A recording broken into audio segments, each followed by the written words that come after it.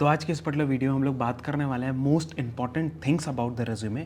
और ये short video होने वाली है, कुछ हम लोग 5 से 6 पॉइंट्स के बारे में डिस्कस कर रहे होंगे जो चीज़ें इंपॉर्टेंट होती हैं। और बहुत ढेर सारे क्वेश्चंस भी होते हैं in the minds of the fresher जो स्विच करना चाहते हैं, जो डेटा डोमेन में आना चाहते हैं या कोई भी अदर फील्ड में जाना चाहते हैं, उनके माइंड में बहुत ज़्यादा ये परेशानी या प्रॉब्लम्स रहती हैं।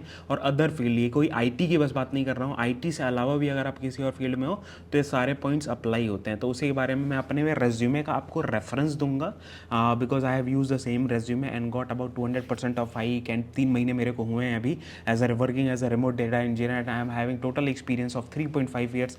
तो वो सारी चीज़ें मैंने इकट्ठा करके वीडियो बनाया आपके सामने। तो स्टार्ट करेंगे। एंड टेम्पलेट, सबसे कन्फ्यूजन क्या रहता है भाई, टेम्पलेट कौन सा यूज़ करना है मेरे को, कौन सा सेक्शन कहाँ पे रहना चाहिए, किस प्लेटफॉर्म से हम रेज्यूमे बनाएं, तो वो सारी चीज़ें यहाँ पे क्लियर हो जाएंगी इस पर्टिकुलर वीडियो में। एंड मैं अपना पर्सनल सजेशन भी आपको दे रहा हूँगा। तो स्टार्ट करते हैं। The very first thing, as you can see on the screen, ये मेरा रेज्यूमे है एंड यहाँ पे आपको सारी चीज़ें दी हुई है। That is this my resume, this is a layout basically. और मैंने कहाँ पे बना के रखा है, it is on Google Docs या माइक्रोसॉफ्ट वर्ड, कहीं पे भी आप बना सकते हो।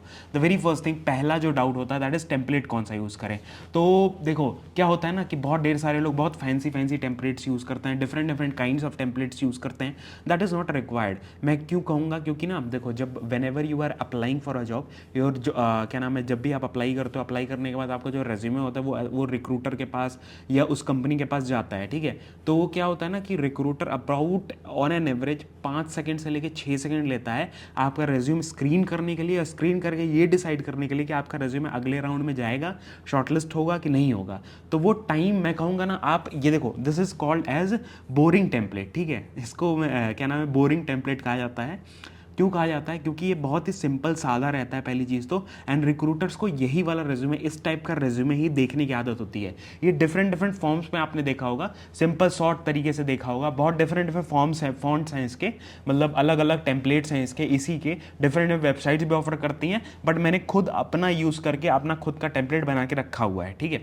तो आप यही यूज़ करो, बिकॉज देखो क्या होगा ना कि अगर मान लो रिक्रूटर कोई नया देखे, जैसे कई कॉलेजेस में ये बोला जाता है कि फोटोज़ लगा दो, ठीक है। तो फोटो तो नो डाउट आपको उस समय लगानी पड़ेगी, बट फोटो इतना ज़्यादा मैंडेटरी नहीं होती है। अगर आप खुद से रेज्यूमे बना रहे हो, कोई ऐसा रिक्वायरमेंट्स नहीं है, तो आप फोटो मत लगाओ, आपके ऊपर डिपेंड करता है। अगर आप लगाओगे तभी भी ठीक है, नहीं लगाओगे दैट इज बेटर, ठीक है।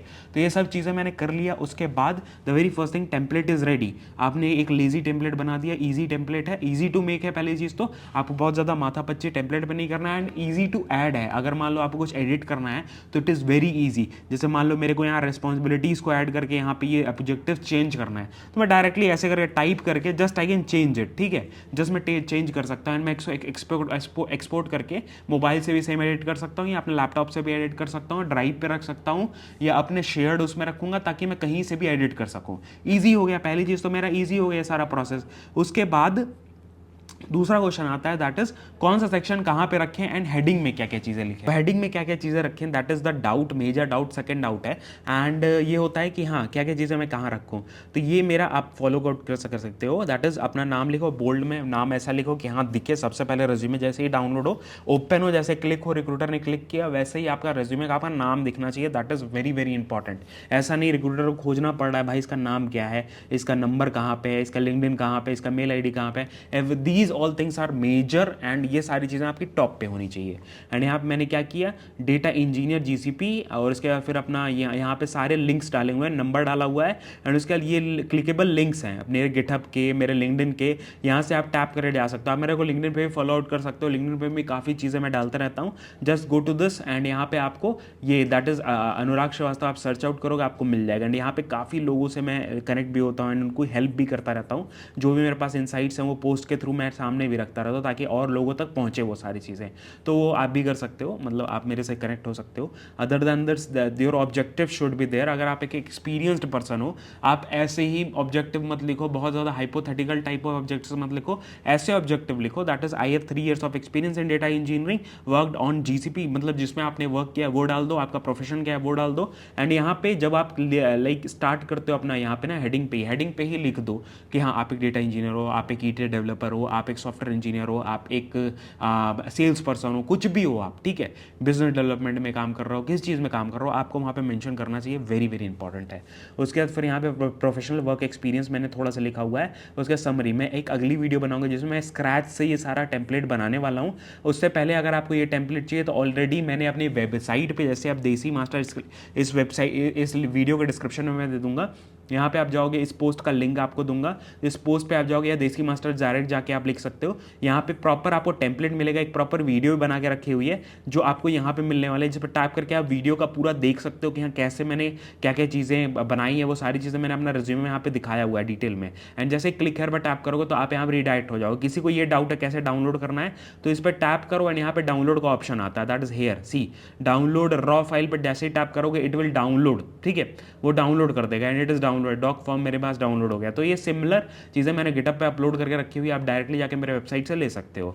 इसी वजह से वेबसाइट अलग से बना के रखी हुई है ताकि आपको ईजी हो, एक जगह सारी डिटेल्स में मिल जाए और वहाँ से आप जाके ले सको। अदर देन दैट सेकंड चीज़ क्या होता है, सेक्शंस क्या क्या रखें। अगर आप एक एक्सपीरियंस पर्सन हो, आपके पास 1 साल 2 साल 3 साल का एक्सपीरियंस है, तो सबसे पहली चीज़ आपका क्या आना चाहिए, आपका ऑब्जेक्टिव आना चाहिए। उसके बाद आपका एक्सपीरियंस वाला सेक्शन आना चाहिए, प्रोफेशनल समरी आना चाहिए कि आपने क्या क्या चीज़ें काम की है, क्या क्या चीज़ें आपके हैंड्स ऑन है, वो सारी चीज़ें मैंने मेंशन की है। अपने स्किल सेट्स मेंशन करो, अपना प्रोजेक्ट एक्सपीरियंस मेंशन करो कि प्रोजेक्ट एक्सपीरियंस क्या था, एंड लास्ट में अपना एजुकेशन मेंशन करो। एजुकेशन का भी पहले मत डालना अगर आप एक एक्सपीरियंस बंदे हो, अगर आप एक फ्रेशर हो तो अपना एक्सपीरियंस एजुकेशन पहले डालो, उसके बाद फिर अपने प्रोजेक्ट्स वगैरह मेंशन करो, बिकॉज पहले एजुकेशन, आप फ्रेशर हो तो भाई एजुकेशन ज़्यादा इंपॉर्टेंट है, ठीक है, तो वो ज़्यादा मैटर करता है। उसके बाद फिर अपने प्रोजेक्ट्स वगैरह जरूर मेंशन करना, पर्सनल प्रोजेक्ट्स बहुत ज़्यादा जरूरी हैं तो अलग से मेंशन करना। अगर आप एक एक्सपीरियंस पर्सन हो तो प्रोजेक्ट्स के अंदर बस मत मेंशन करना, अदरवाइज वो कंफ्यूजन हो जाता है, रिक्रूटर को ये दिमाग में डिलेमा रहेगा कि भाई ये पर्सनल एक्सपीरियंस, इसका पर्सनल प्रोजेक्ट है या इसने कंपनी में काम किया वो वाला प्रोजेक्ट है, तो वो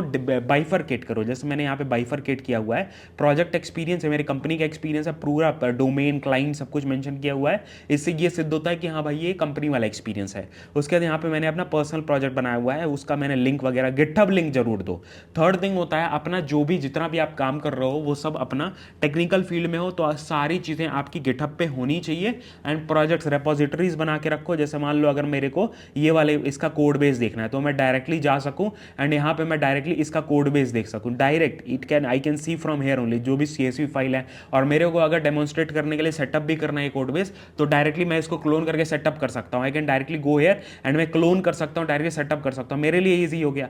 उसके बाद फिर आपका गिटहब, जैसे टॉप पे आप जाओगे ना तो यहाँ पे आपको गिटहब का लिंक है। ये सारी चीज़ें लाइव, जितनी चीज़ें देखो टेक्निकल में आप यही चीज़ें होती है कि आपके रेपोजिटरीज मेंटेन होनी चाहिए, आपके सारे जो प्रोजेक्ट्स वगैरह बनाए हैं वो सारा आपका रेपोजिटरीज में होना चाहिए। तो वो सारी चीज़ें मैंने बना के रखी हुई हैं ऑलरेडी, तो यहाँ पे आपको डायरेक्टली मिल जाएगा अगर आप मेरे रेज्यूमे में जाओगे।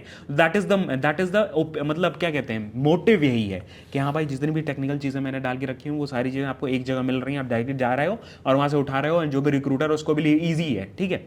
तो वो सारी चीज़ें मैंने आप मेंशन कर दी। उसके बाद फिर आपका थर्ड फोर्थ या फिफ्थ पॉइंट है, दैट इज आपको प्रोफेशनल समरी में क्या क्या चीज़ें लिखनी है, तो आपको शॉर्ट में रखना है एंड मेजर चीज़ें लिखो, टूल्स के साथ मेंशन करो, that is very very important. उसके बाद सिक्स पॉइंट है, इसी में आता है फिफ्थ, 5.1 ले सकते हो, दैट इज स्किल सेट्स। अपने स्किल सेट ऐसे करके मेंशन करो, दैट इज, अब देखो आप अगर एक ही स्किल सेट में सारे स्किल्स लिख दोगे, बिकॉज देयर आर मल्टीपल, अगर आप कोई कंपनी में काम करो, एक फ्रेशर हो तो कई टूल्स ऐसे होंगे जो आप यूज़ कर रहे होगे, कई ऐसे टेक्निक्स होते होंगे जो यूज़ कर रहे होगे, ऐसे टेक्नोलॉजीज होते होंगे या प्लेटफॉर्म्स होते होंगे, तो वो सब अलग अलग बाइफरकेट करना जरूरी है, ठीक है। तो मैंने क्या किया यहाँ पे देखो, दैट इज प्राइमरी स्किल्स मेरी जो है मैंने यहाँ पे मेंशन किया है, उसके सेकेंडरी स्किल्स यहाँ पे मेंशन किया है, दैट इज जो भी टूल्स वगैरह यूज कर रहा है। टिकटिंग टूल बहुत ढेर सारे होते हैं, जैसे जीरा हो गया, सर्विस ना हो गया, these kind of ticketing tools आ रहे हैं जिसपे आप अपने इशूज वगैरह, टिकट्स वगैरह बनाते हो, वो असाइन होता है, तो वो सारी चीज़ों वगैरह नॉलेज है आपको।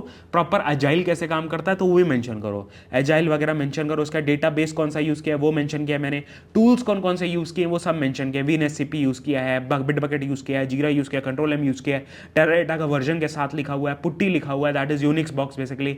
तो वो सारी चीजें मेंशन करो ताकि आपके लिए ईजी हो जाए। एंड लास्ट में अपना अचीवमेंट जरूर मेंशन करो, that is the last point, कि भाई अपना अचीवमेंट्स को क्वांटिफाई करो, ठीक है। जैसे मेरे को जब मैं काम कर रहा तो मेरे को कूडोज मिले थे, like kudos is kind of appreciation from the manager, वो मेरे को मिले थे तो वो मिला। उसके बाद मेरे को 5 रेटिंग्स मिले थे, ईयरली रेटिंग आपको मिलता है तो वो मैंने मेंशन किया, वो परफॉर्मेंस रेटिंग्स के बारे में। तो ये चीज़ें सच में भरना है, एवं ही मत भरने लग जाना, अदरवाइज कभी बैकग्राउंड वेरिफिकेशन होता है उसमें चेक होगा तो ये चीज़ें आपको वो क्रॉस होता है, वो रेड फ्लैग जनरेट हो जाएगा कि आपने गलत इन्फॉर्मेशन दी है, तो वो चीज़ें मत करना। एंड लास्ट में अपना एकेडमिक अगर आप एक्सपीरियंस और लास्ट में ही मेंशन कर रहे होगे, उसके बाद जस्ट एक अपना CGPA मेंशन कर देना, उसके बाद दैट्स इट, ठीक है। तो यही सारी चीज़ें जो आपके लिए इंपॉर्टेंट है। इसका आपको टेम्पलेट डायरेक्टली मैंने अपना वेबसाइट का लिंक नीचे दिया हुआ है डिस्क्रिप्शन में, टैप करोगे जैसे मैंने आपको बताया वीडियो में, वैसे ही जाके आप डाउनलोड कर सकते हो। तो this was all about video, thank you so much for watching it, and share जरूर करना, कमेंट करोगे तो काफ़ी अच्छा लगेगा और लोगों तक पहुंचेगी वीडियो। एंड अगर वीडियो यहाँ तक देख रहे हो तो कमेंट करके ज़रूर बताना, लाइक करना, और अपने इंस्टाग्राम पे भी शेयर कर सकते हो स्टोरीज में, ताकि और लोगों तक ये वीडियो पहुंच सके और लोगों को नॉलेज हो इस चैनल का, एंड वहाँ तक हम लोग पहुँच सके। अगर कोई और डाउट्स है मेरे को इंस्टाग्राम पे भी कनेक्ट हो सकते हो। इंस्टाग्राम पे हमारा डेटा विद अनुराग, जहाँ पे आप लोग डेली बेसिस पर रील्स वगैरह अपलोड करते हैं on data domain, we are learning everything from scratch. तो वहाँ पे भी अबाउट 83, 84, 85 डेज हो चुके हैं लगातार रील्स अपलोड करते हुए, वहाँ पे भी काफ़ी लोग जुड़ चुके हैं।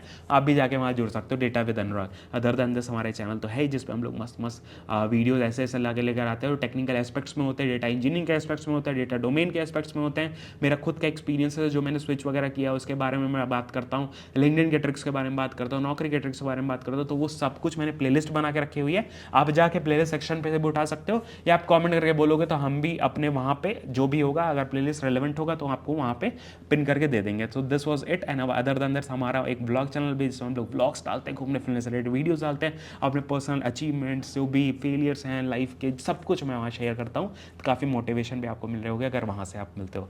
तो मिलते हैं नेक्स्ट वीडियो में। जय हिंद, वंदे मातरम, बाय बाय, ध्यान रखना।